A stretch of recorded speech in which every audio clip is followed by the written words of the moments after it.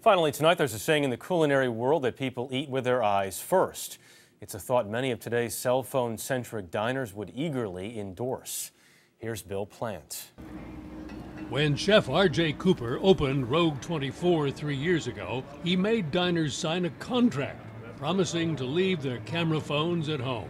I was very anti-photographs, cell phones. Don't bring the cell phone in the restaurant. He worried that it would distract other customers. He also worried how some of his dishes might look.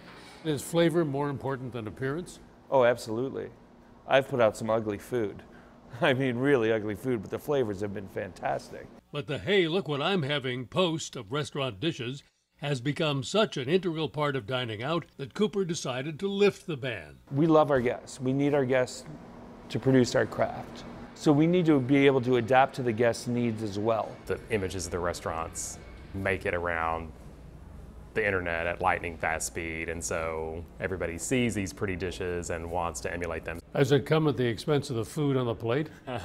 Sometimes. Washington Post food editor Joe Yonan says some chefs are concentrating too much on how the dish looks. There's so much tweezer garnishing happening after the food is cooked that it's not hot anymore by the time it reaches your table.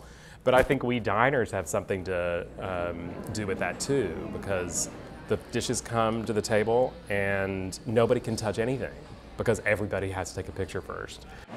Midwood Place chef Cedric Montpellier says foodography can be inspiring.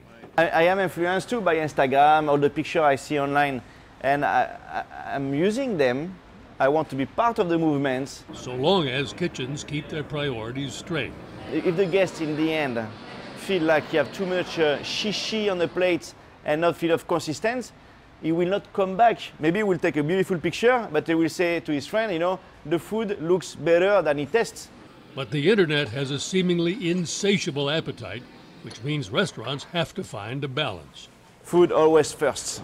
Guests always first, you know. And if the guests want to take picture, well, go take picture as much as you want. I don't mind. The balance between food that satisfies and meals ready to tweet. Bill Plante, CBS News, Washington.